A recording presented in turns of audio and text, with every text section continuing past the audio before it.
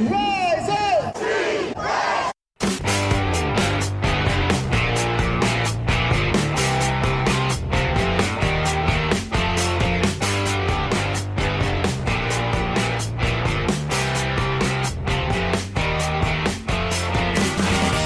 This is the Rise Up See Red podcast, all about the Arizona Cardinals and the NFL, featuring insider and outsider perspectives. Enjoy the best hour of Cardinals talk on the web. Now here are your hosts, Jess Root and Seth Cox.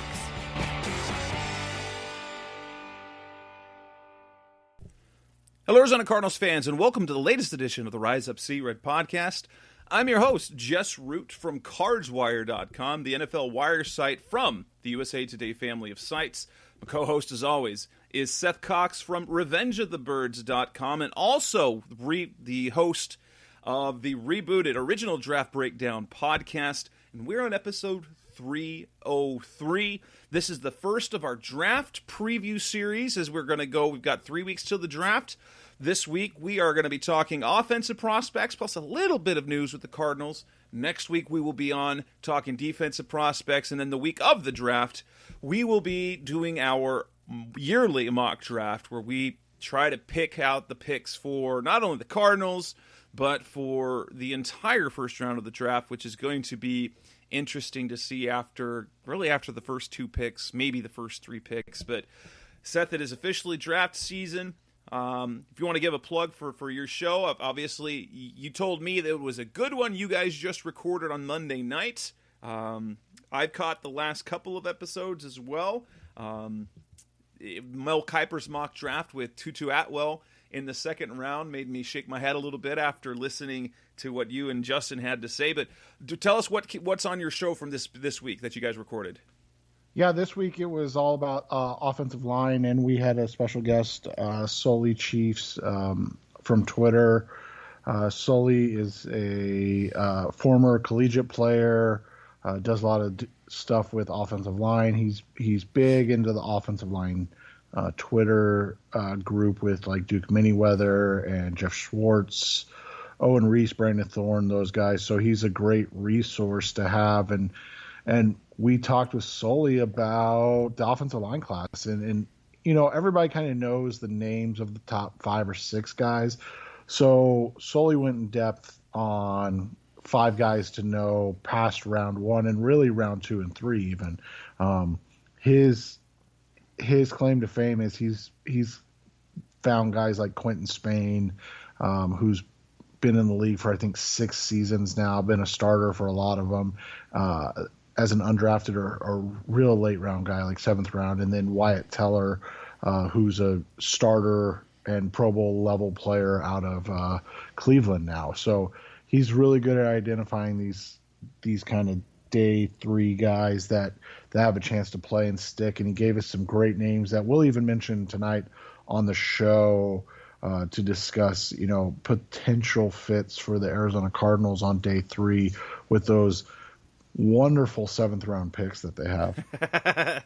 Absolutely. So you can catch the Original Draft Breakdown podcast pretty much anywhere you can get podcasts, but not only will you get you got one free show a week that they've been doing, but if you want to be one of their patrons on Patreon, you can also get a bonus episode for $2 a month. You can get unlock their bonus episode, and for another $2 a month at $4, their generational patron, you will not only get that, but you'll get access to their draft written content that both Seth and Justin have, which is a fantastic deal. In addition to reading all the other stuff that we have at CardsWire and Revenge of the Birds, it's fantastic stuff. So, Seth, in this edition of the show, listeners, what we've got, we're going to talk about the offensive prospects. We do have a little bit of Cardinals news to break down, as the Cardinals made an official the signing of former Pittsburgh Steelers running back James Conner. We're going to talk about Conner a little bit and go into the running back class. We're going to kind of ignore quarterback. We're not going to completely do it. We're going to push it to the back. So we'll talk about James Conner and the running backs. We'll be talking about kind of with each position group. We'll talk about the guys to know in the first round if they're a possibility for the Cardinals. Then kind of go day 2 and day 3 players to know. From there, we'll go to receiver, to tight end, which has an unlikely but intriguing trade-up scenario. We'll go offensive line, and then wrap things up with the quarterbacks. So let's start with the running backs, in particular James Conner. He visited the Cardinals on Monday, took a physical, which almost always means there's an imminent deal coming. It was reported Tuesday morning that he had agreed to the deal. The Cardinals announced it, a 1-year contract. The numbers came out for the deal later in the afternoon. It's a very reasonable deal. A guy who's been a Pro Bowler and been a starting running back. They get him for $1.75 million total, fully guaranteed. So it's just a little bit more than the league minimum at $1.25 million in guaranteed salary, and he gets $500,000 up front. And that does a couple of things. One, they lock down. They grab a veteran running back, which I was convinced they were always going to do, to join with Chase Edmonds. You give a nice 1-2 punch in terms of Connor and Chase Edmonds, two contrasting and complementary different body styles. And, Steve Keim loves his compensatory picks. As of right now, they're projected to have 3 comp picks, but at the deal they got Connor, it will not affect that. They still will have 3 comp picks next year. They get a big body, and it doesn't, for me, change anything about what could happen in the draft. Yeah, I think that's the biggest thing. It's kind of what we talked about all offseason, is that all their moves have been to improve, but none of them have prohibited them from drafting a player. I mean, we talked about it off the air before the show. There's literally one position they will not draft in the first round, and that's quarterback. I mean, that's literally it. Obviously, not going to draft a kicker or punter, but just from the snapper, of course. Yeah, but from the realistic starting positions on the team, their quarterbacks they can literally go in any direction, and it would make sense because they've built a team that can compete in 2021. They've also allowed themselves the freedom to make moves and changes to the roster in 2022 and beyond. And so a guy, even signing a James Conner doesn't mean that you can't go after a Najee Harris or in round 1 or a Javonte Williams in round 2. Because while they may not see a ton of carries this year, they're going to be on the roster next year, and guess who's not? James Conner or Chase Edmonds, for that matter. Very possibly. Both have one. Well, Conner signed for 1 year. Edmonds is down to his last year of his contract. And so I think it's been a smart, intelligent way of building a team. One, with the unknown of the salary cap issues, and then 2, basically giving yourself a 2-year window to really compete until you have to sign, or I mean, we're all saying sign because we're assuming that he's going to continue to play well at a Pro Bowl level. But, really until you have to decide on what you're doing with Kyler Murray, whether that is paying him $45 million a year or if you're going to start over, which, in that case would just mean that you blow up the team anyways, right? So they've really, given themselves this 2-year window to compete and then kind of go from there. Right. I like stylistically because the player that I kind of had pegged kind of as a sleeper for the Cardinals to sign was Le'Veon Bell. James Conner, though, he's younger. He's been more productive. He's a reputation-wise, is a higher character individual and still has the same connection to James Saxon as Le'Veon Bell. And so it came down because as running backs kept coming off the market, you're thinking, who are they going to get? Because were they just going to wait till after the draft? Which just didn't feel like was a very Steve Keim thing to do. I was convinced the entire time they were going to sign a veteran back. They did do it. Connor probably, if this were a different offseason, maybe gets more money, but that's just the reality. Obviously, he has never played a full 16-game season yet. He's missed at least 2 games every year.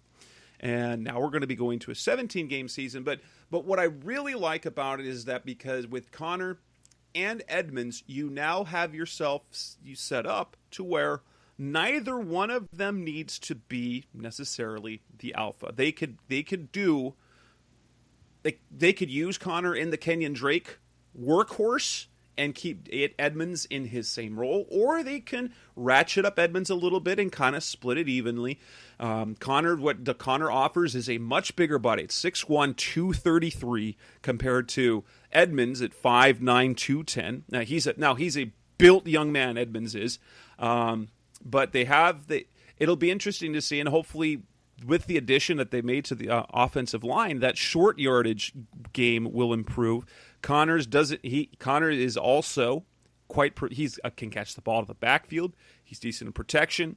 So you really get a nice all-around player who hasn't had a breakout year yet, and so he didn't cost too much. And then I like the move a lot. I think it's a perfect fit. I just never thought that Connor would be around based on what I expected when free agency started.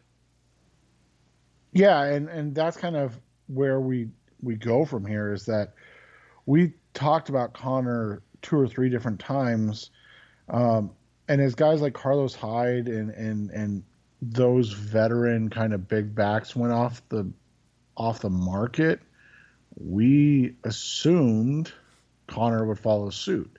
I mean, we can talk about this now, that we knew about a week and a half ago, we got a tip that this was coming. Yeah.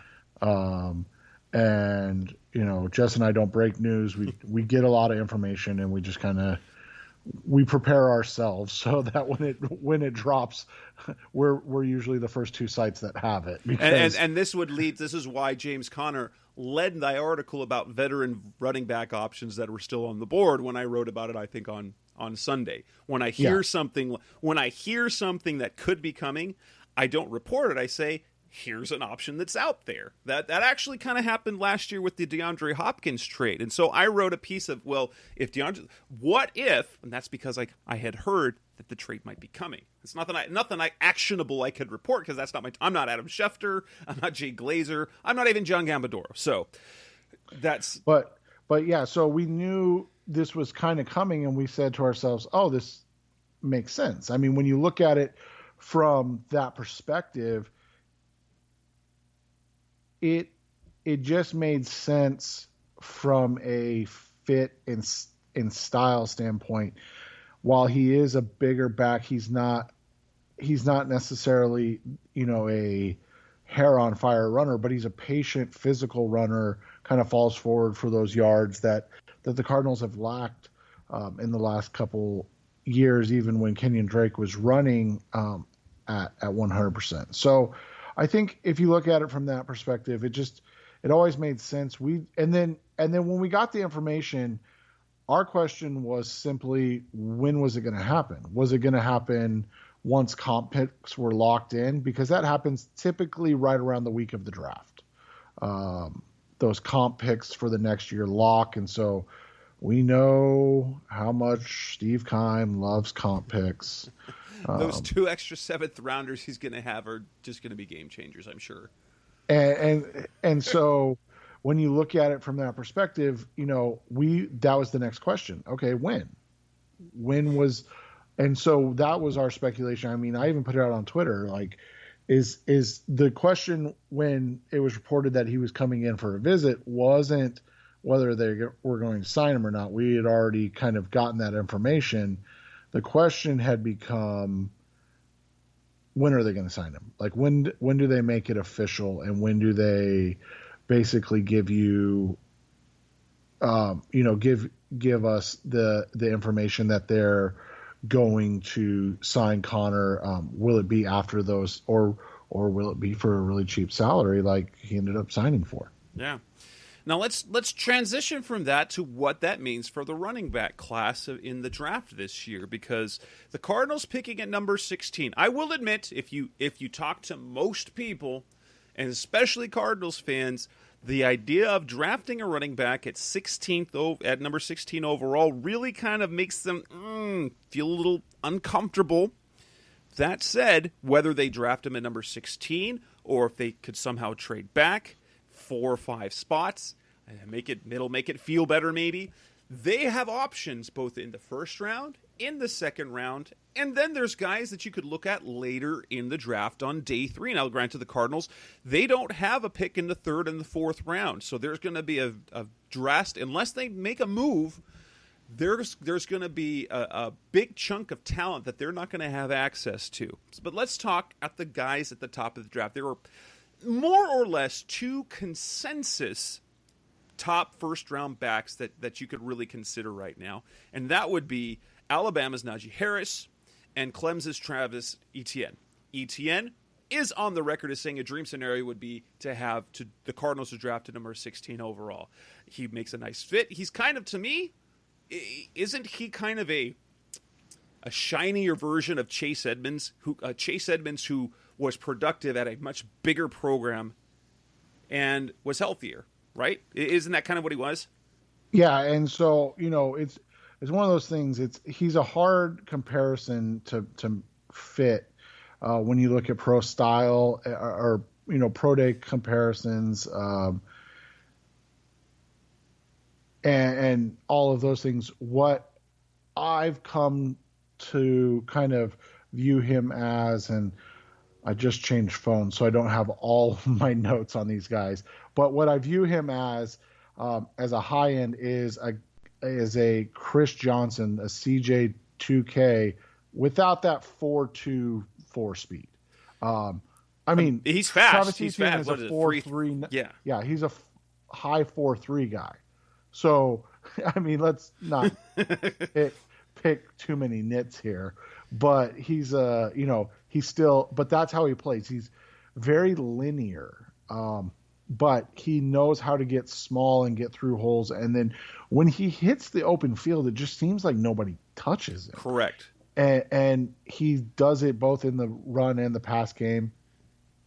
He's a very confident runner. And I think that's one of the things when you watch him more than anything, you see a guy that's confident in his running style and believes in himself. And so Etienne would be a dream fit, maybe not. I mean, I think he's one of the better all-around fits for what the Cardinals want to do stylistically, and we've seen how much they lean on the running back. And let's be honest, they've never really looked to do it by committee. They've always looked to do it as one guy getting 80 to 85% of the touches, and then that other guy getting those other 15 to 20% of the touches. It's not a 60-40 share. It's more like an 80-20 share. And that's, I think, the one question on Etienne. He beefed up to 210. We'll talk about this in a little bit, but he beefed up to 210 and still hit his 4.4 mark, and then kind of called it a day at his workout. And that made everybody go, okay. But the reality is he's not going to play at 210. He's going to play at probably 205-ish. So that's why I said, when you look at it stylistically, a high-end comp, a best-case scenario type thing would be like a Chris Jones 2.0, where you're just talking about a guy that can produce, massive Pro Bowl, all-pro type seasons. That's a huge high-end comp. When you look at low-end comps, Andre Ellington's probably too low end of a comp. He's a much better athlete. I wish I had my old phone because we had these comps laid out, and I can't remember who it was that I had as kind of the low end comp. But he's a guy, Etienne's a guy he's gonna be successful in this league, and the question is going to be, how successful will he be, and where will that success, range from? And I think for Etienne, Chris Johnson's a really high platform to reach. And so that's why I think having a high and low end comp is important, because then you say, hey, he's going to fall in this area. He may not reach all pro Chris Johnson level, but he's probably going to be above like Devontae Freeman type of guy. He's going to be better than that. So that's probably where you're looking at for him as your range of outcomes as a player. And I mean, yeah, you don't want to take a running back in the first round, but if you're telling me that you're going to get a guy that's going to produce for 6-7 years, isn't that hard to pass up? Yeah, honestly. Well, and let's do a little bit of a history lesson, because if we look back to 2007, Kevin Wisenhunt, when he was new head coach, their first draft, the guy and they were picking 5th overall. They passed on Adrian Peterson, and guess what? Everyone regrets it ever since, partially because it was Levi Brown. But I'm not saying Travis Etienne is that guy, but what probably is the more sure thing is probably my running back one, probably everyone's, and that would be Alabama's Najee Harris. He just seems like a can't miss back because of his size, because of his speed, because of his running style, the addition that he can do in the passing game too. It seems like, well, stylistically, he might not be exactly what the Cardinals want. He really fits everywhere. Like, you almost feel like there's no way for him to fail as a pick based on what we've seen from other Alabama running backs, right? Yeah, and you look at his kind of stylistic, and Felix Jones was the name I was looking for, by the way, for Travis Etienne. So same type of, again, electric runner, didn't have a great career, but ended up being a good back for a couple of seasons. Like, again, a good range of outcomes for a first round pick, right? As for Harris, you look at Harris, and man, he's just so smooth. For a guy his size, the way his feet work are just unbelievable. And then you combine that with the otherworldly athleticism that we've seen with the hurdles and the jumps and the start and stops, and then he does bring a physicality. He's not Derrick Henry. No. I think that's the biggest thing. Najee Harris is a freak of nature. He's not Derrick Henry, who's just a different type of guy altogether. But who Najee Harris could be, again, high-end comps are just so tough. And so, again, I can't stress this enough. You can't expect a guy to reach that level of play. But he reminds me a lot of Le'Veon Bell. A guy, a similar size, 6'3", 120-ish pounds, patient in his running style despite the size. I think that's the thing that you watch Najee and you are almost blown away by. His patience to set things up, and then the ability to go quickly as they open up. And that's something that is just so hard to find in any back, let alone backs of that size. I think you kind of hit it on the head. He's basically can't miss. As hard as I will say, Cardinals history with running backs early in the draft is bad.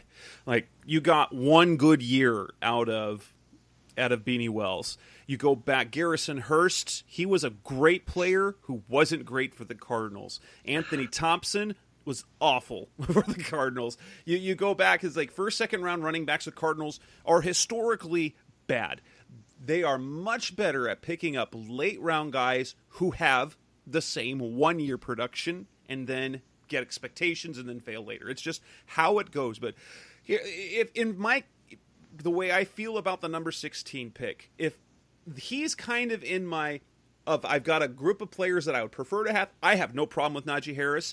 I'm not as gung-ho about Travis Etienne. If they go back a few spots, I'm okay with. But even then, if you think if we're going to lean into this offense, which they have kind of done this offseason, why not make this offense not just good, but crazy good? Yeah, and I think that's the question. And I'm, you know, I think you're going to get even more resistance now because of the James Conner signing, but we have to look at the James Conner signing for what it truly is. It's a veteran presence backup signing. That's all it is. At $1.75 million, yes, I know it's fully guaranteed, but that is veteran insurance type of money. I mean, they paid J.R. Sweezy more. Like, let's understand what we're talking about here. So that's virtually getting a guy for free at this rate. And it's not a guy who you're going to come in and say you're going to take carries over Chase. They are committing to Chase Edmonds as a starter / main contributor. Only they have a guy who could also do the same thing if Chase isn't great or Chase gets hurt and things tonight. And Cliff Kingsbury has been on the record. He would like to have 3 guys he's comfortable with. He didn't end up with 3 guys he was comfortable with a year ago. And we thought maybe that would be Benjamin. That never happened, and I'm not convinced that Eno Benjamin is any part of their plans moving forward, which makes me sad. But that said, those are the 2 guys. Now, there is another player that some will say should be a first-round consideration, and that is Javonte Williams out of North Carolina. Seth has thoughts on him because of his running style, the potential for injury. Now, but he's not a consensus first-round pick. Some people love him. You look on some analytics sites. Doug Farrar for Touchdown Wire believes he should be running back 1, compares him to Nick Chubb. Others have him as a second-round pick. Where does Williams fit on this scale for you on the spectrum? Yeah, Williams is a guy that I like him, and that's, I think that gets missed when you talk about guys in a quote-unquote negative aspect. But the reality is, what worries me about Javonte Williams more than anything else is his running style. We see backs like this all the time that run, whatever metaphor you want to say, with their hair on fire, like they're shot out of a cannon, any of those superlatives that you can use. And when I watch Javonte Williams, that's what I see, is a guy that runs angry and runs with a power that not a lot of guys possess. The concern for me is his size. And at 2, I think what he measuring at 210, 211, 212, one of those things, right in that range. Yeah, I think it was 212, which is much less than he played at, right? Well, he was which listed is at. Listed at, yeah. So you got a guy that, measured in similar to a guy like, a little heavier than a guy like Tevin Coleman, who, you wrote about it. His numbers were strikingly similar to Chase Edmonds. Right. His physical comps are real similar. And so when you look at him stylistically, he runs a lot to me like Chris Carson out of Seattle, which, again, we've talked about Chris Carson on this show. Very good back. This is not a knock on him at all in any way, shape, or form. Testing numbers were actually very similar as well. Carson measured in, I think, at 210 at his pro day, if I remember right. And so when you look at Carson, the one thing that's kind of hurt him in his NFL career is being banged up. And so when you look at Carson, I see a similar type of future. I think he's going to be a good running back. Carson got a good second contract from Seattle, which is, unheard of for running backs nowadays. And he's always played extremely well against the Arizona Cardinals. We know that too. But when I look at the running style and the games missed by Carson for these nagging injuries, I see a similar type of future for Williams. So that's not to say I wouldn't draft him. It's just to say I don't know if at 49 he's the type of runner I want there. Now, he would add a physicality that is absolutely not in the running back room at all. I just don't know if that's, where you want to take him, because remember, Chris Carson was drafted in like the 6th or 7th round. Now, granted, he was not nearly as productive in college as Javonte was, though. Right. And then what I was going to say about ETN, you had mentioned trading back. So basically, I don't know if you ranked yours, but I mean, I've done my running back rankings. And so, my 1 is Najee Harris, my 2 is Travis Etienne, my 3 is Javonte Williams. Harris is the only guy that I like where he's projected at going in that, top 25 range. I like Travis Etienne. I really, really do. I don't think I would pick him in the first round. That's not to say he can't be worthy of a first round pick. I just don't know if I would. And that's kind of how I feel about Javonte Williams. Like, I'm not going to dislike the pick if they take him at 49. I just would prefer a different player at 49 in that case. Now, if you could somehow get Etienne at 49, I think that would be... That would be, oh my gosh. Yeah, and then like, as you're saying, this trade down. So say you keep 16 and you don't take Najee or Travis Etienne, and then at 49, a team really wants to come up and get, a offensive tackle that we'll discuss later. And so you can move down and pick up an extra 4th, kind of bridge that gap between 49 and, 160? Yeah. Give yourself one pick in the next 130. Or 110, sorry. And so I think if you were to do that, and then you got Javonte in that, late 50s, early 60s range, I think I would like that a lot more. And then, obviously, not having a pick in the 3rd or the 4th round will probably take them out of the picture for some guys like Ohio State's Trey Sermon, the other North Carolina back, Michael Carter. Those are all some mid-round guys. Are there any other guys that they're just not going to have a shot at? Because I want to focus more on, for the last couple minutes of this segment, day three running backs who might actually end up being really productive. The other names that you mentioned at Michael Carter, Trey Sermon, Khalil Herbert may not make it there. Either he's a guy that played at Virginia Tech last year after transferring from Kansas, where he was productive as well. So you've got him. Kenneth Gainwell is an interesting one. Another one of those Memphis running backs that kind of is a two-way guy. I don't know if he'll be there, because right now, I mean, we can give you the names of guys in rounds 4 and 5, but the reality is they just don't have a pick. So right now we go to day 3. So later day 3, names that there's a name that for me is super intriguing, because I saw him before the 2020 season in mock drafts in rounds 1 and round 2, and that would be Oklahoma State's Chuba Hubbard.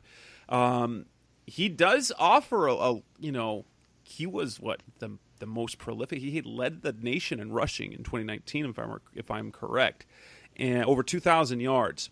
Has some size, his production. He can kind of do it all, but his now being talked as a day 3 back, and he would be one of those a really super intriguing. If they didn't go running back early, he would be a super intriguing one to add, because he fits the mold of a guy who, like, if you're going philosophy of running backs, draft them late, use them up, let them go.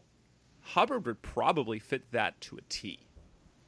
Yeah, and Hubbard's one of those guys that was talked about in that day 2 range last year, and then decided to go back. And it probably cost him, similar to some of these other guys that we'll discuss later. And so, you look at it, and I think Hubbard's a guy. He may end up, because of just his speed, going in round 4. But he's a guy that could be available at that 160th pick. So if you don't make any moves, obviously that's the way we have to kind of go right now. We can mention names, but the reality is he's a guy. He's one of those guys that could be available at 160. Another guy to kind of just keep in the back of your mind that's interesting is the kid out of UCLA, Felton. Demetric Felton, yes. Yeah, he's another kind of intriguing, I guess would be the way to put it. I like Kylan Hill out of Mississippi State, another guy that opted out this year, another linear guy I think could fit. And then one more guy that I think is going to get drafted higher than people are expecting. And if you do listen to the original Draft Breakdown podcast and the extras that we do, Justin talked about this guy, Elijah Mitchell out of Louisiana Lafayette. And when you look at Elijah Mitchell, he's a little bit smaller than what he was listed at coming out. But he ran a legitimate 4.32 at his pro day. I think it might have gotten changed to a 4.38. I can't remember, but it was a sub 4.4. And he put up insane numbers while at Louisiana Lafayette. And so he's a guy, again, to know in that round 5, 6, 7 area if the Cardinals, don't attack running back early in the draft. We'd spent a whole lot on running backs, but there's other positions to still talk about. So coming next on the Rise Up See Red podcast, the best hour of Cardinals talk on the web, let's talk about the wide receivers. Again, breaking it down from day 1, day 2, day 3 guys. That's coming next on Rise Up See Red. We're back on the Rise Up See Red podcast, the best hour of Cardinals talk on the web. Receiver is also a possibility for the Cardinals with the 16th pick. There are, obviously, when you're looking at receivers, the top guy, pretty much consensus, Jamar Chase. He's not going to be anywhere. He's not going to be available. His production and then the speed. Oh, my goodness, he blew everyone away at that pro day. Now, you've got the other top guys of the Alabama guys. You got Jalen Waddle, you got Devontae Smith, and then other guys that are getting first-round talk, you've got Rashad Bateman out of Minnesota, Kadarius Toney out of Florida. There's kind of those are, if you go around the everyone's talking about the draft, those are kind of the 5 guys that you hear getting most of the first-round talk. As we can expect, Chase probably not going to be on the board. Waddle and Smith, maybe one of them will be on the board, and if they're not, then you go Bateman and Toney.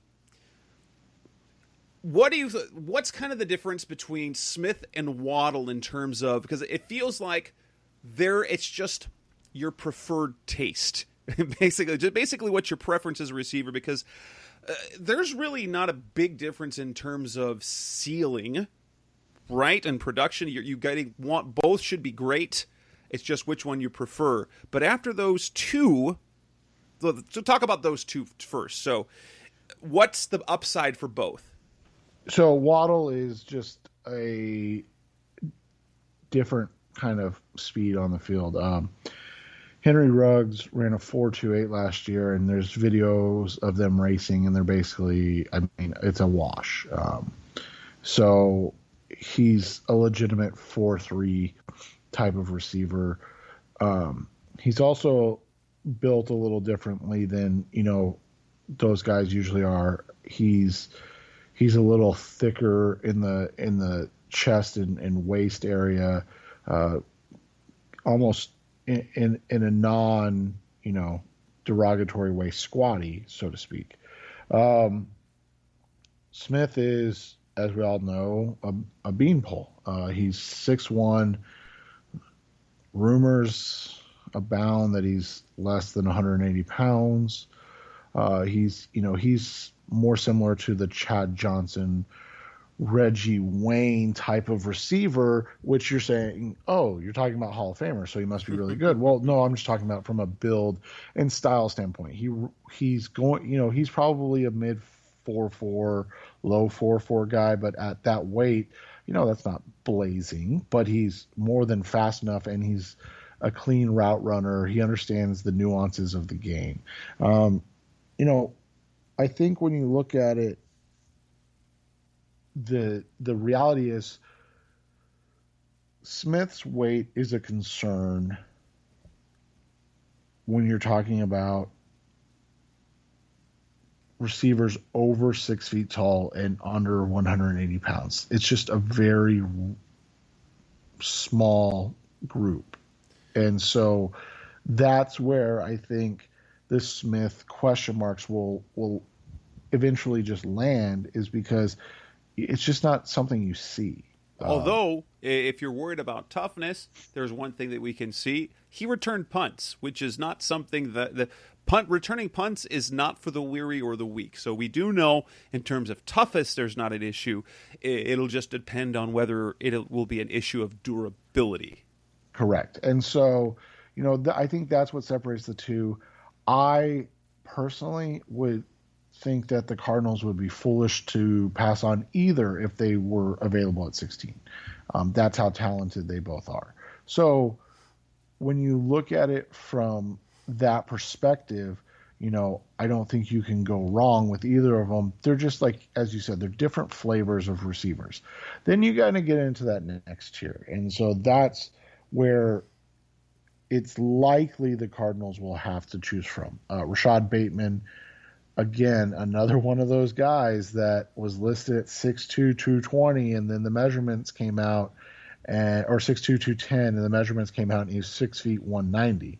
So being a 4.39 guy is fantastic. I don't think anybody's going to deny that, but it's a lot different when you're talking about a 4.39 guy at 6'2", 210, and a 4.39 guy that's 6'1", 190 pounds, or 6 feet and 190 pounds. What separates Bateman is he's just an incredibly talented route runner. He's consistent in how he runs routes and how he creates separation. And so I think with that and the fact that he catches basically everything thrown his way, it makes him a really easy guy to like. The question becomes, are you wanting to take wide receiver 4 as the number 1 player or as your first round pick? Now, I will say this, that worked out. I think he was wide receiver 3, or no, he was wide receiver 4, Justin Jefferson last year, and that worked out extremely well for Minnesota. They have no complaints. So it doesn't mean that he can't be great. It's just, he's clearly a step below those other 3. From there, it's just a big mishmash of guys that all have question marks. Probably the next best guy is Terrace Marshall Jr. He's your big play receiver, 6'3", 205-ish pounds. Stylistically, kind of reminds me of AJ Green. No, I'm not saying he's going to be AJ Green, but he kind of has that same smooth, like when you watch him run, you're like, man, I wish this guy was faster. And then you're like, oh, he's a 4.39 guy. Like, yes. And I think a lot of it is those long, lanky limbs. He looks like he's at ease when he's running. He doesn't look like he's putting any effort in. So he's just smooth. And he's a victim of circumstance. I mean, you're talking about Jamar Chase and Justin Jefferson. Everybody kind of forgot about Terrace Marshall, and all he did was catch, touchdowns, 23 touchdowns in his career in basically 2.5 seasons. 22% of his catches were touchdowns. That's absurd for a third wide receiver, but that's just kind of who he is. Then you've got a slot guy like Elijah Moore. I think Elijah Moore's an excellent player. The question I have is, are you now saying, no, we're not going to give Christian Kirk or Andy Isabella the year in the slot to figure it out. I'm not saying it's right or wrong either way, but I think he's a guy that would be a nice fit if he were to fall to 49. Then you've got another guy that was shockingly small, and that was Rondale Moore. And Rondale Moore came in at 5'7". Ooh, So fast, super fast, but sub 4.3 guy. A different type of player altogether. Obviously, this is not a comparison, but he plays like Anquan Bolden did, in the sense of you're like, oh, this dude's not a wide receiver. This dude is a football player. Like he's not ducking out of bounds. He's not trying to avoid contact. He is looking to run through people. He's looking to create contact and create collisions. I don't know if that's the best thing to do, though, at 5'7" in the NFL. I mean, Steve Smith, he was a special breed. Right. And that's, I mean, honestly, that's kind of what your hope is that he becomes is a Steve Smith-like player. But Moore's never stayed healthy at Purdue other than one season. So, same type of question. Kadarius Toney's an interesting one. He's actually been mocked to the Cardinals recently. Yeah, Pro Football Focus. A couple of times, and he's again he's a different type of player.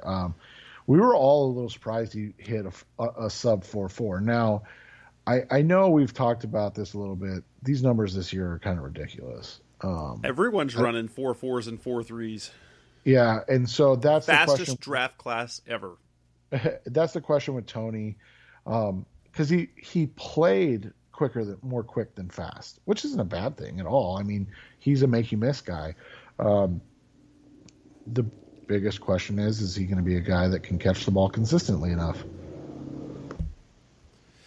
Now, a guy that was actually showed up on Mel Kiper's 2-round mock draft on Tuesday is another little guy, and that is Louisville's Tutu Atwell. I listened to Seth and Justin on the podcast last week. An interesting case is with that is the fact that he's 155 pounds. And while he's fast, he didn't put like record fast on there.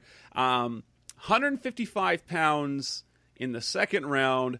That's a super reg. The Cardinals have done it before. They did in the 5th round with J.J. Nelson, and from a small school in UAB,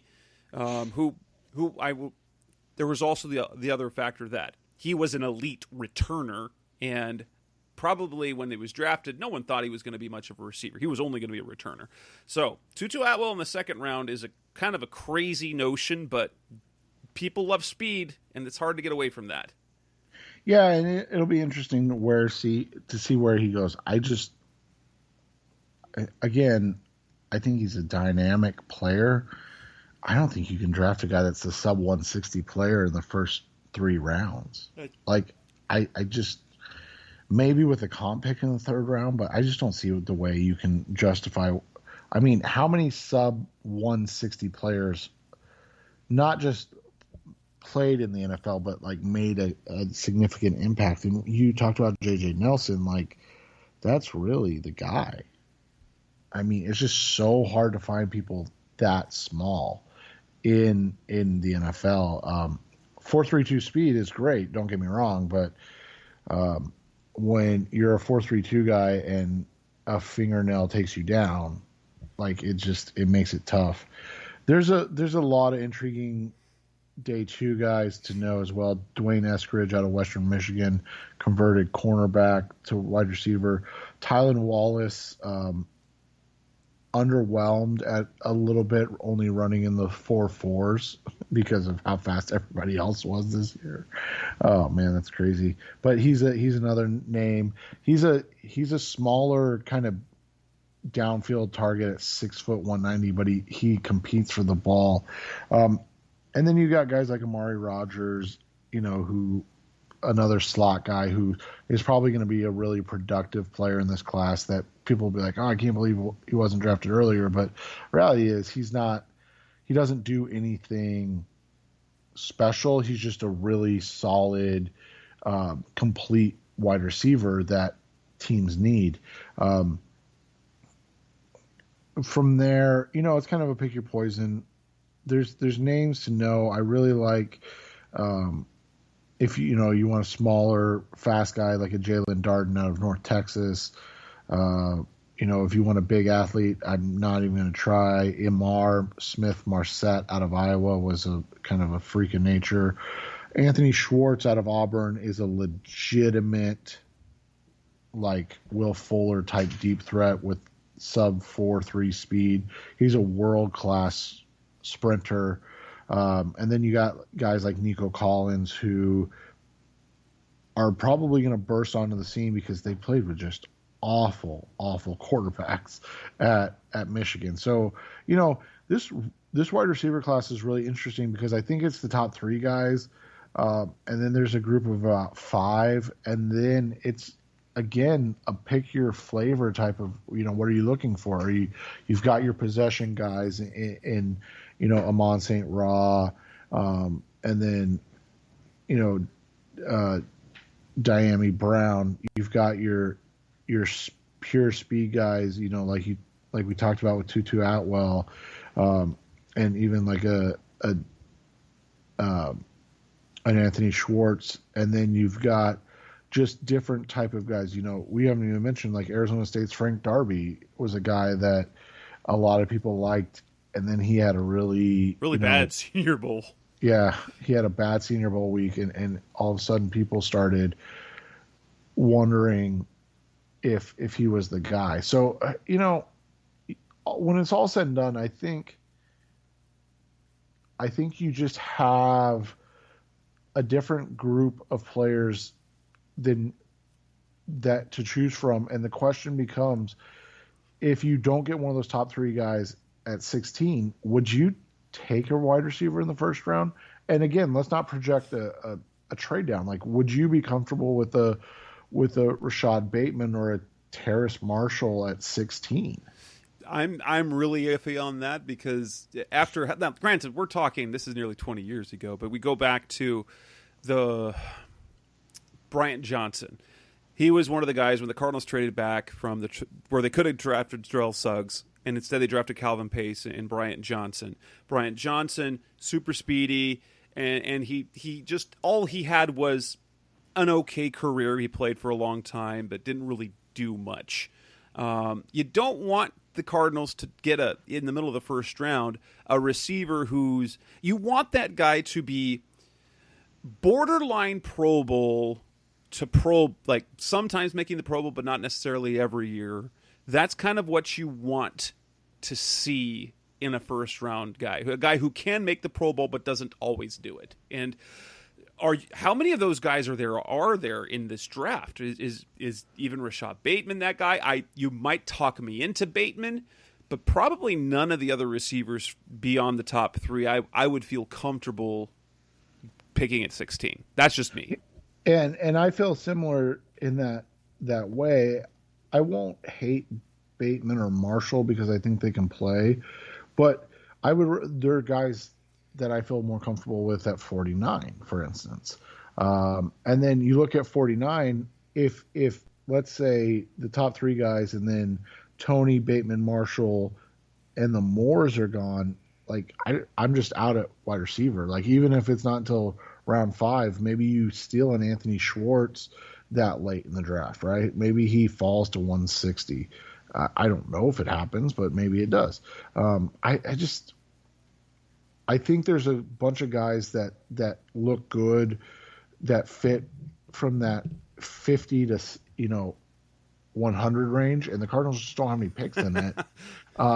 And so that makes it tough because I just don't know if I want, like I said, like that next group, the Moores, Bateman, Tony, and Marshall, those are all guys I think they fit anywhere in the draft between 25 and 50. And then the rest of them, then you start going 50 to, 75, then you go 75 to 100. Like that's how those kind of things go. And that, as you mentioned off the air, you don't want to turn it into a Brandon Williams situation where you take him simply because you needed a wide receiver and there was a run. And so you're like, oh, at 49, I'll take I'm just going to throw a name out there, a Diami Brown. And you're like, oh, well, that's, now he's the, 10th wide receiver taken. And he just ended up not being very good.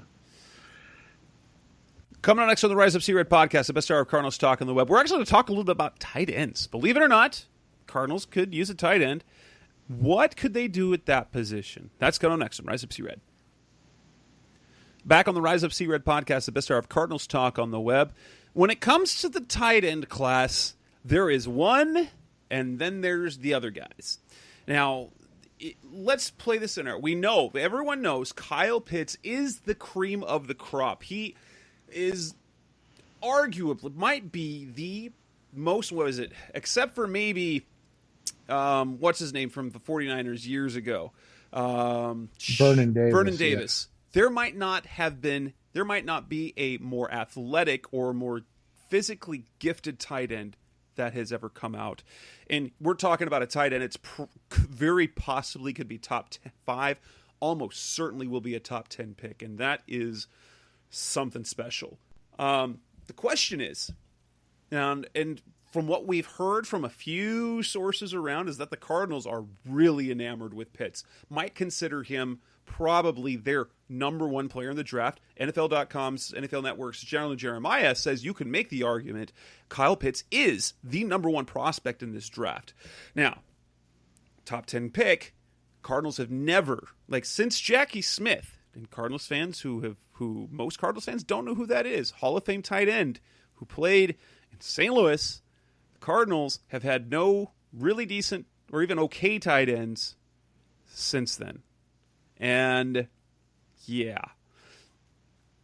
I think Pitts is the type of player who would be a game changer for this offense because he gives you the best of both worlds. He is a great receiving threat. And if you look at the difference makers that we see around the league, Robert Gronkowski has been one, Travis Kelce has been one, George Kittle has been one. And just look at the dynamic nature that they add to the offense. Travis Kelce makes that Kansas City offense something different. I think, now, if there is a player to go and trade up for, that would be Kyle Pitts. The problem is the price. Now, I've written about it. There's just using some simulators.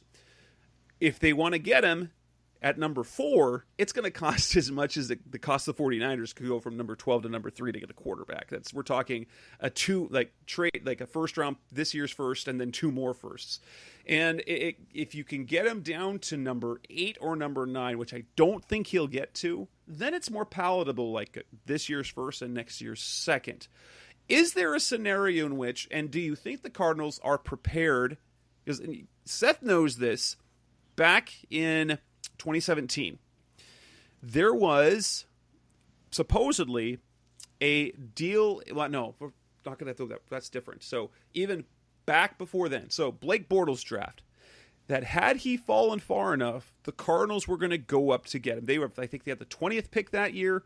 They were willing to move up to the 8th pick to get him. It didn't happen because he didn't fall that far.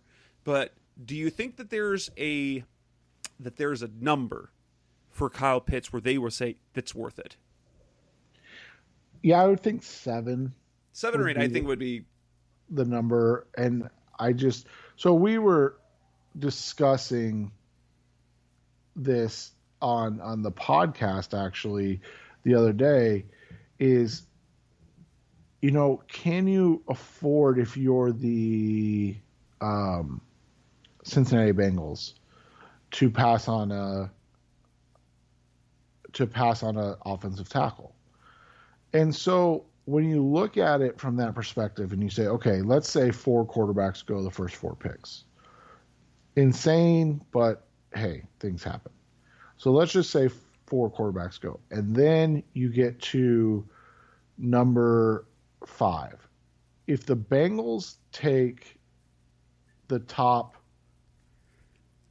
offensive tackle, whoever that is, at 5, that gives you the Miami Dolphins at 6. Now, I think you and I would agree that we were assuming the Dolphins were going up for a Pitts, Smith, Waddle, Chase at that point. And I don't think that they're trading out of that pick because they traded down and traded back up. I think they are locked in at number 6 if they don't trade up again for some reason. And so if the first 5 picks go quarterbacks and then offensive line, that gives Miami their choice of offensive weapons. We'll just say it that way. Receiving weapons. I'd assume, and that's dangerous, but I'd assume because they have Mike Gesicki already that they would take Jamar Chase there. Maybe they take Waddle, but I would assume they take Jamar Chase there. That brings us to the Lions at 7. The Lions at 7, they're a true wild card because they're the Lions, but they just drafted a tight end in the top 10 2 years ago.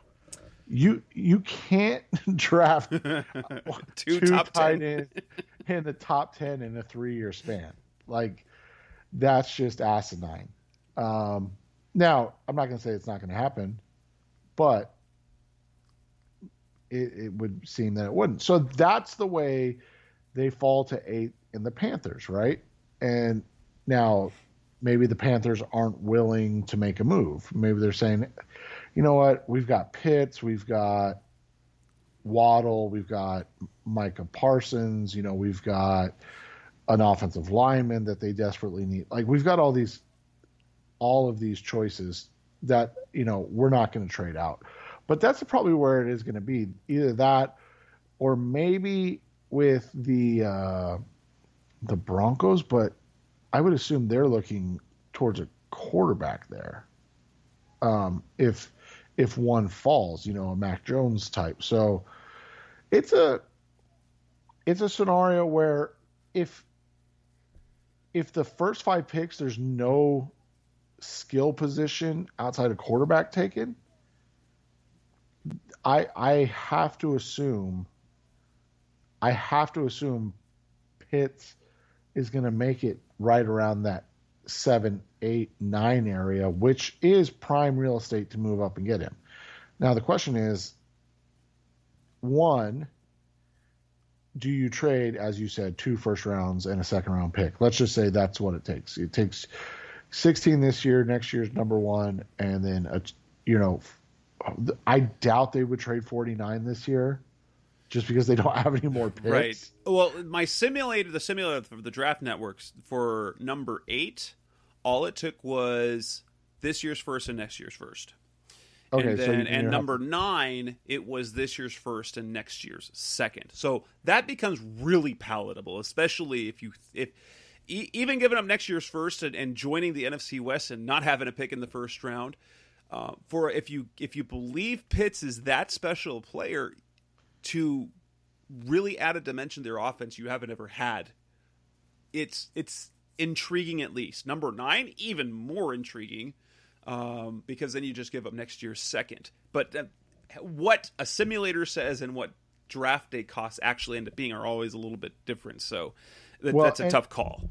My only concern with that is, and it might be, people might say I'm crazy, and maybe I am,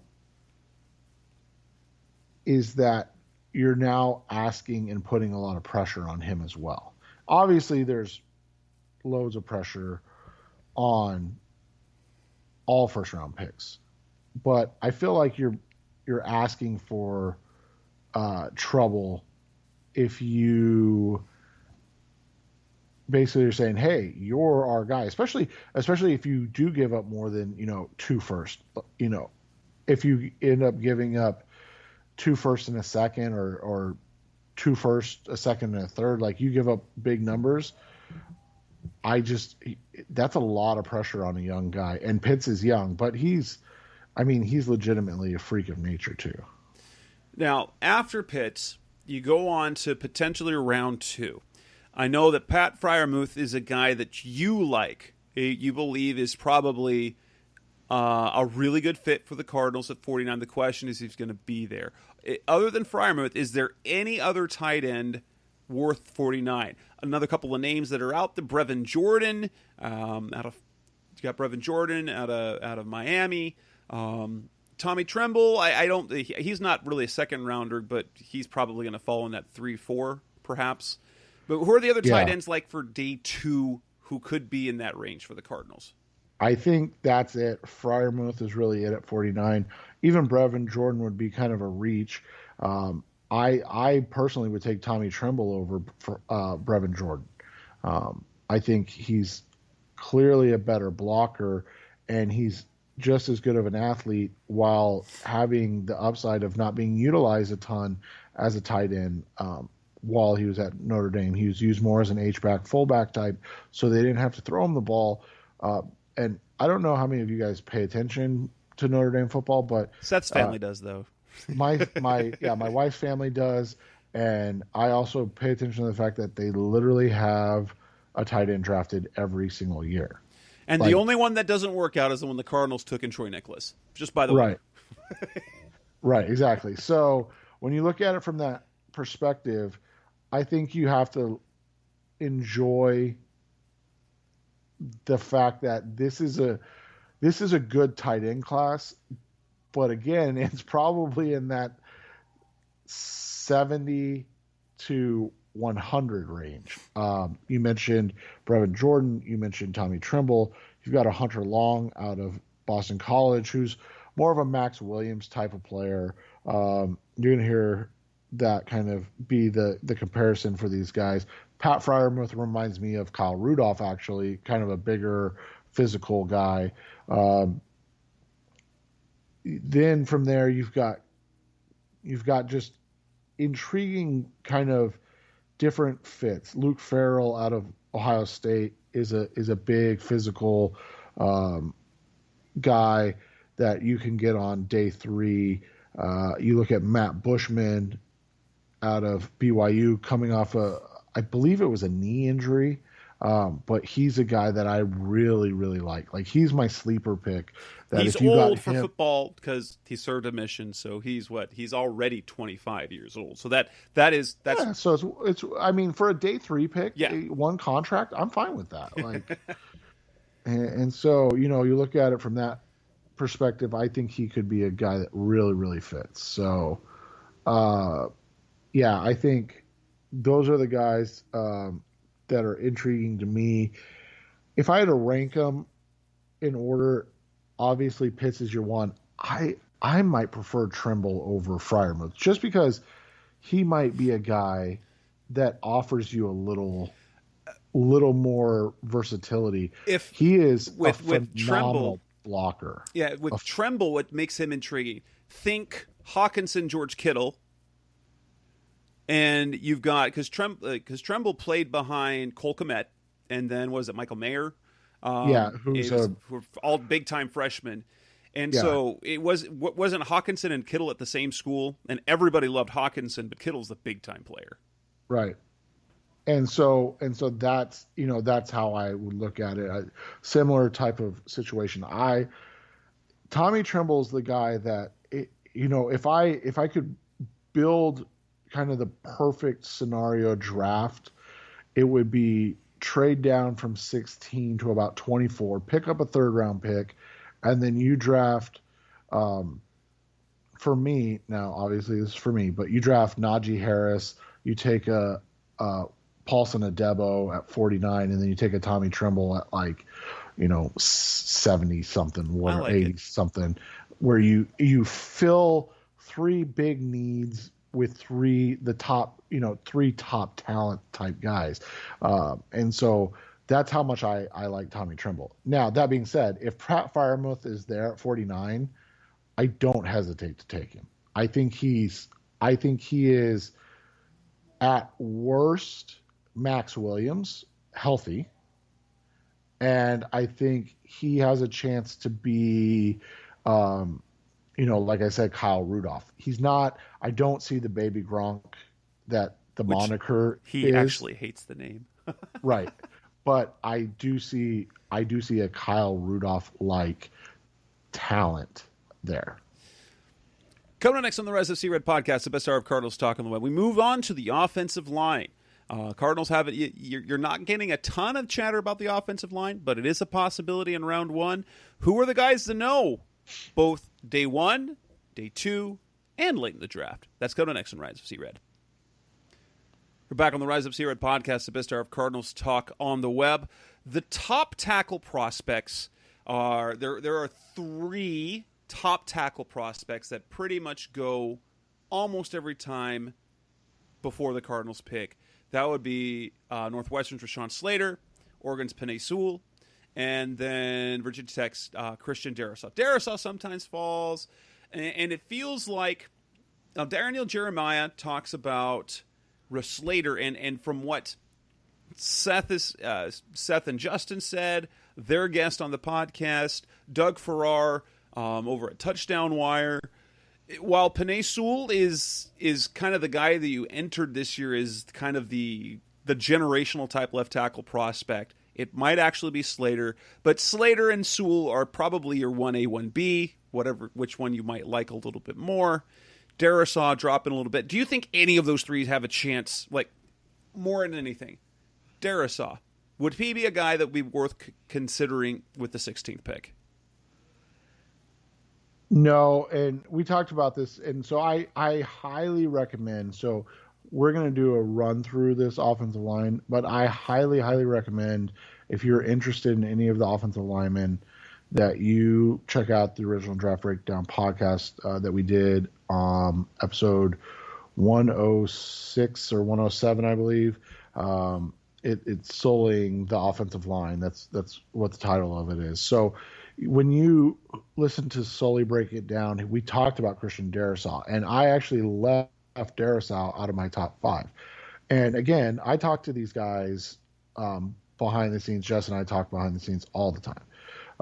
And so I talked to Sully about Darrisaw. Sully is a Virginia guy, so he's watched Christian Darrisaw play for a long time.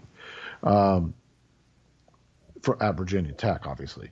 And when he told me he worried about Darrisaw, I immediately was like, okay, if your concern is his desire, that to me is a huge red flag, because one of the things that we've talked about a little bit is that they probably won't see any of these guys play this year.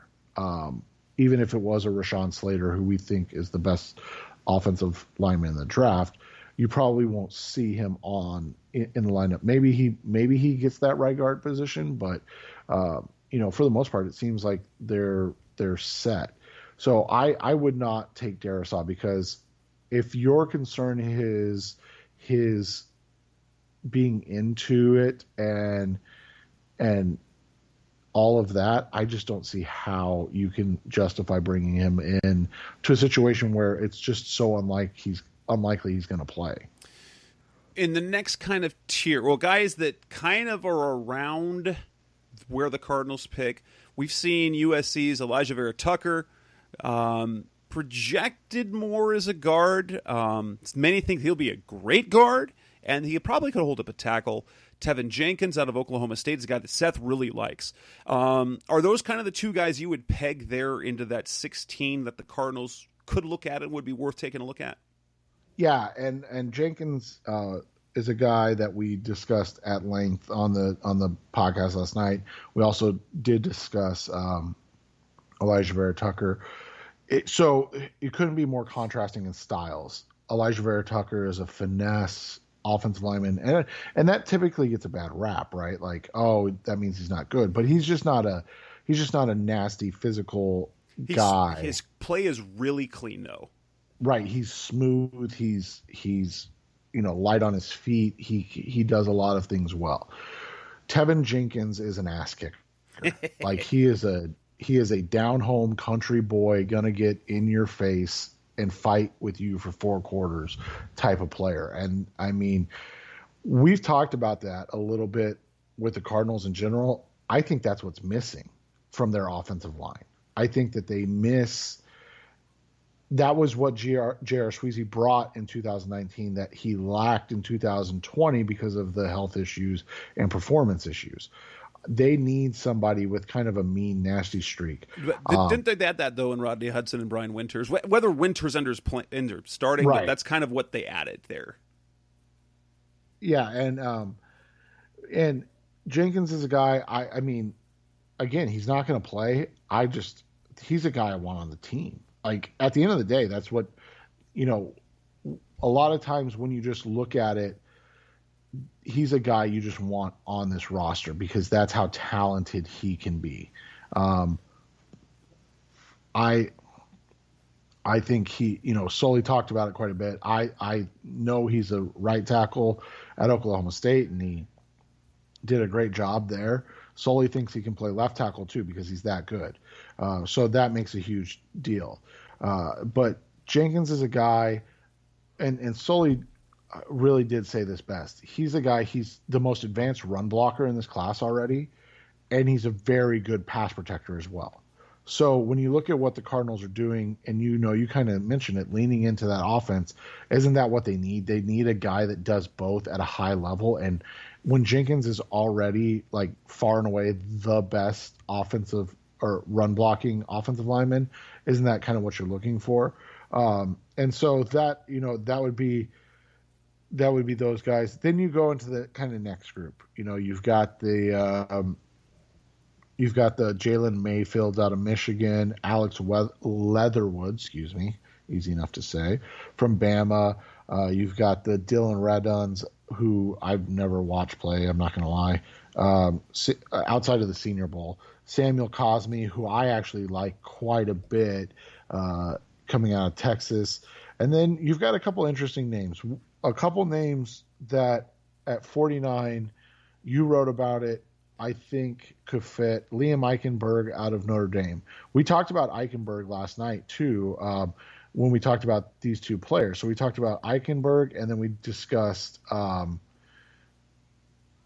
the kid out of BYU, Brady Christensen, who's like flying up draft boards at this point. Eichenberg, and Sully really breaks this down, so I don't want to do it a disservice, so I just go listen to it. But Eichenberg's a guy that Sully thinks is going to have to move into guard because of the way he plays. And so I'll let Sully kind of break that down if you want to get into the podcast. He talks about his style with his upper body and his hands quite a bit. So it's really intriguing. Whereas Christensen is a guy that Sully thinks can stay at left tackle. Both of them are guys that measured in big, 6'6", 3, what was Eichenberg, 305, and then Christensen 6'6", 303-ish. But both of them are, Eichenberg's the guy that they talked about moving inside. So if he's at 49 and you don't know for sure who's playing right guard yet,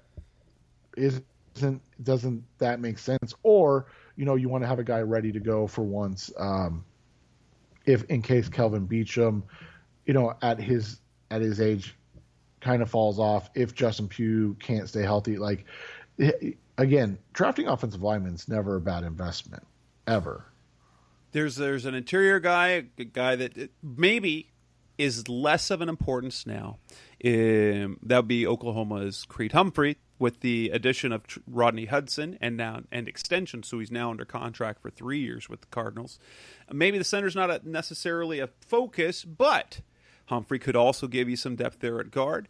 As you kind of look forward, kind of that guard position, they're kind of in flux because they don't really have anything set at either position beyond this year. Creed Humphrey's a guy that many people like. Other than that, is there anyone else worth mentioning there at 49 before we start going, day 3 late guys?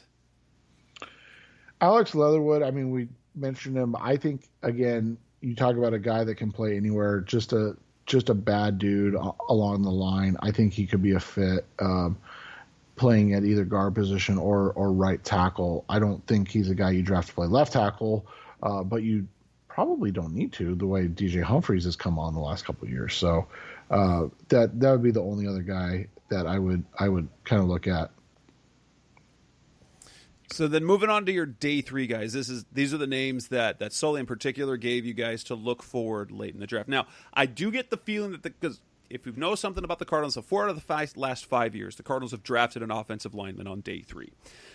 That's 4 out of the last 5 years. They do a lot. They it was Josh Miles 2 years ago. It was Corey Christensen the year before that. They've in the years past, Cole Toner, Will Holden, Evan Bain. All these guys that they're taking in day 4, they love to get guys that they can try and develop kind of for the following year. A name that's interesting. What was it? Chase Gardner, is it? Chase Green?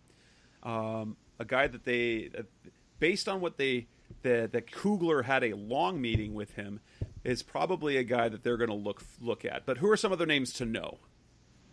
So some of the, were you talking about Carson Green? Carson Green, yes, from Texas A&M. Yes, that's the guy. Okay. I was like Chase. That's I keep messing up his name. I'm like, who is it? Chase? No, it's Carson Green. So a couple of names to know: Deontay Smith out of Eastern Carolina, undersized guy, but kind of super athlete, really, really, really physical type of guy. A guy that you'll hear Sully rave about, Ben Cleveland out of UGA, out of Georgia. I don't think you can ever really go wrong with SEC offensive linemen, right? Like they tend to turn out pretty well, especially day 3 picks. He's an interesting one because I guess he's a good old honky tonk boy. Likes to carry a buck knife to clean his teeth in between like meals and stuff like that. Like again, couldn't you just see him and Rodney Hudson just laughing it up? And like he looks his cut, he looks like, if anybody watched Game of Thrones, he looks like the mountain off of Game of Thrones. Like he's just a big, just massive dude at 6'6", 335. So he's one to know. And then another guy that Sully mentioned was Sardarius Hutcherson out of South Carolina. He really liked Hutcherson. So, I mean, I think when you look at this class, especially the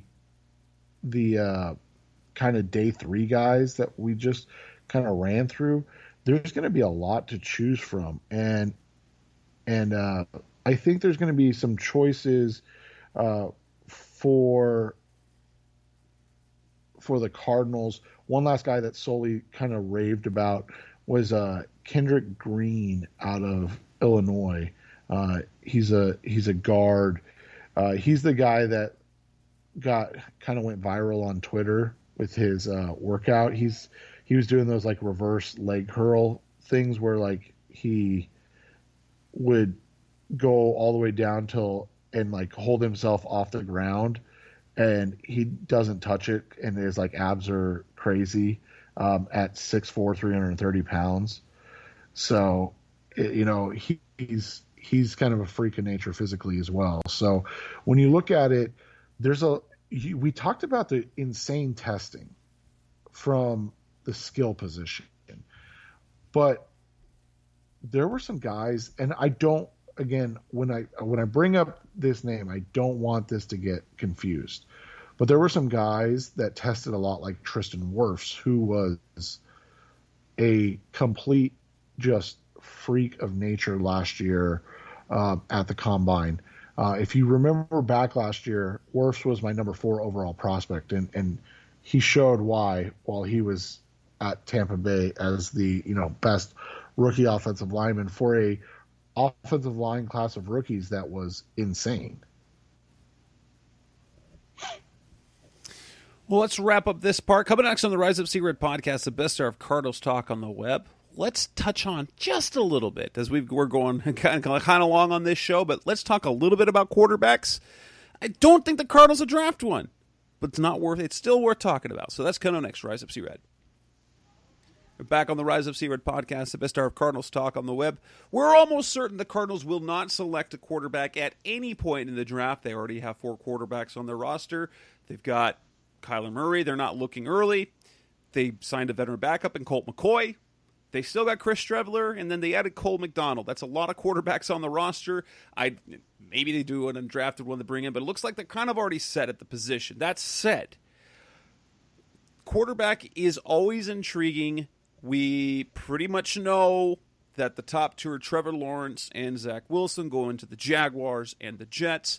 But after that, there's kind of some fun because San Francisco, while it seems like all the big draft guys seem to think that it's going to be Mac Jones, I will say this. I was on a podcast this last week. It wasn't even about the 49ers, but one of my colleagues of the NFL Wire from Niners Wire, Kyle Madsen, talked about the quarterback position, and it's actually of the three top guys left between Justin Fields, Trey Lance, and Mac Jones.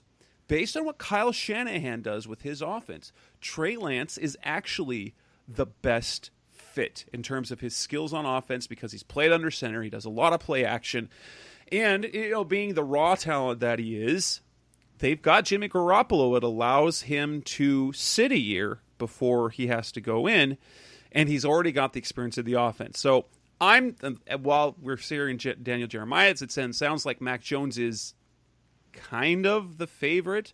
I'm not willing to say that it's certainly going to be him, and why? I don't know.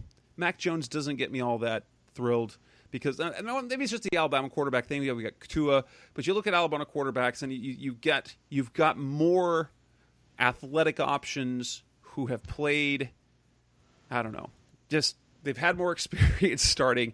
But I wouldn't rule out Trey Lance because I think fit wise, thanks. I throw that out to Kyle Madsen. He really kind of gave me a perspective that he would actually, in terms of skill set, work with what Kyle Shanahan wants more.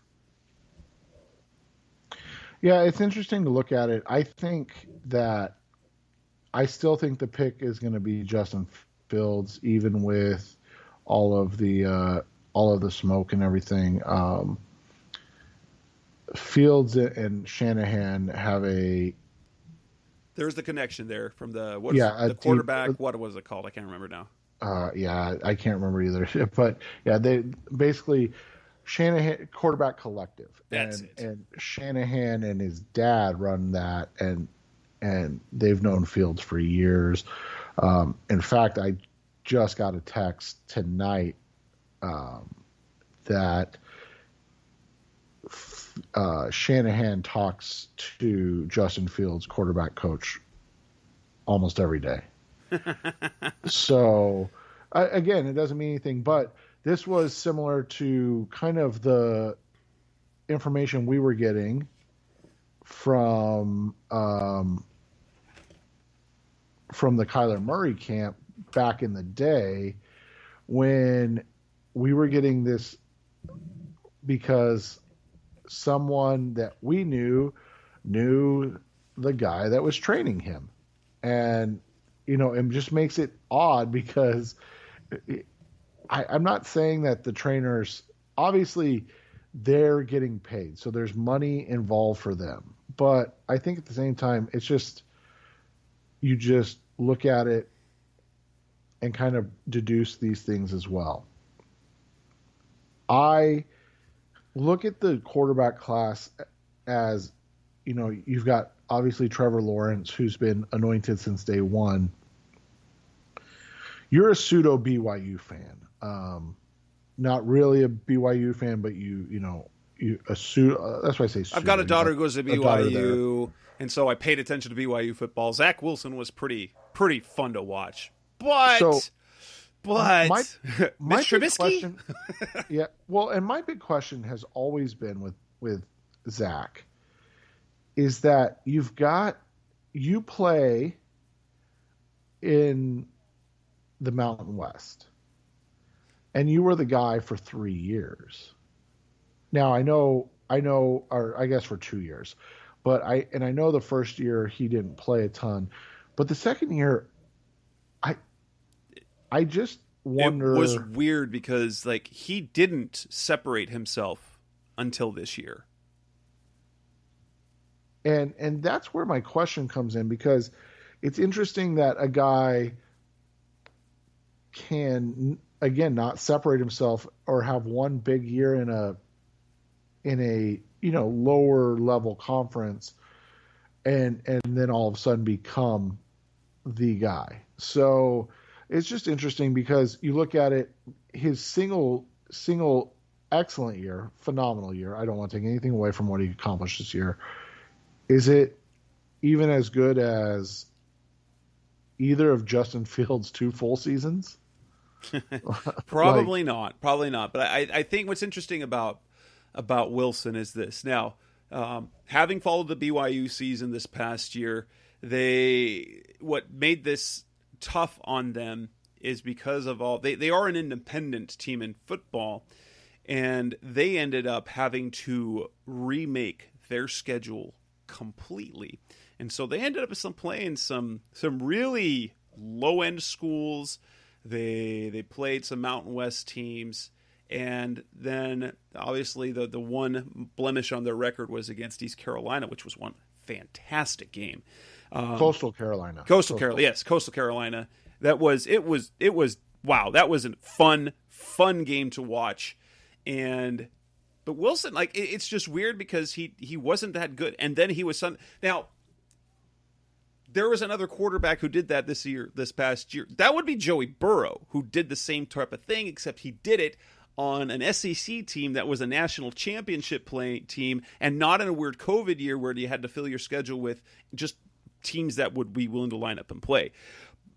But it feels, in many ways, the meteoric rise of Zach Wilson is a lot like Joey Burrow, just under very different circumstances. Yeah, and then you look at the Trey Lance situation. Lance only played one season. You've got a guy that didn't do, much, and then had a phenomenal sophomore season, and then ended up being out with COVID because of the league he was in. And so I just, man, it's tough. It makes it harder on the evaluation because you've got, as you said, a Wilson that bursts onto the scene. You've got a Trey Lance who only has 1 year of film. I mean, it's not like there's any other option. And then you have Mac Jones, who didn't light the world on fire when he took over for Tua. He did a good enough job, but I mean, is that what you want in a quarterback, like a guy that just did a good enough job? And then you've got the guys in Lawrence and Fields who did it consistently for 3 seasons. Right. And interesting enough, we were talking about the 49ers, who they're looking to upgrade over Jimmy Garoppolo, and yet Mac Jones oddly looks like Jimmy Garoppolo, the way he plays, the way he throws the ball and things. So obviously you know that you can win with them. The 49ers went to the Super Bowl and had a lead in the Super Bowl with Jimmy Garoppolo. But that's exactly what they're looking to try and replace. And so, yeah, I mean, Justin Fields makes sense. I mean, big program. Now, you've still got the stigma about Ohio State quarterbacks, which is, I mean, it's kind of nonsense at this point to still think about that, because there was the same thing about Big 12 quarterbacks, and look what we've gotten. Look what we've gotten the past 3 years. We've got Patrick Mahomes, we've got Baker Mayfield, we've got Kyler Murray. So, right, and so I think at the end of the day, you just look at it and you look at the questions that who would you not want the 49ers to draft? And that's how you kind of look at this class. And I think for me, obviously Trevor Lawrence, but I don't think they're going to have a chance at that, right? I mean, we have to. Come on. Urban Meyer's all but said that he's the guy. And so obviously you don't want them to get Trevor Lawrence. So you go to the next guy and you say, okay, who is it? I think I would rather them take Jones or Lance over Fields, and that's kind of how I've made my decision on how I want this draft to go. Is I would much rather them take Mac Jones than Justin Fields. That's a good way to put it. Now, thinking about all the other quarterbacks, is there a quarterback in this draft worth a pick? The Cardinals only have 6 picks this year. Is there a quarterback worth throwing a 7th round pick on? Kellen Mond, maybe, but I doubt he'll be there. There was one other name that I wanted to mention. Or maybe, yeah, I mean, maybe Mond. That's really it. I mean, but I don't think he's going to be there in the 7th. Probably not. And if that's the case, we know that day 3 quarterbacks are just maybe, with the rare exception. We don't get Tom Brady. That happens once in a lifetime.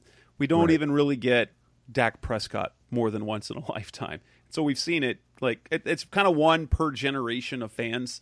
And so at best, you're looking at a guy who you might have as a backup somewhere, sometime down the line. And yeah, at this point, if you got your franchise quarterback, why waste the pick? And when you're looking to improve in other areas, you might as well pick up a guy who can play special teams. Exactly. I mean, draft a kicker for crying out loud. Exactly. Draft a kicker in that case. Which, no, we're not going to do that. So, that'll wrap up this edition of the Rise of Savior podcast, an extended version because we had a lot to talk about in terms of offensive prospects.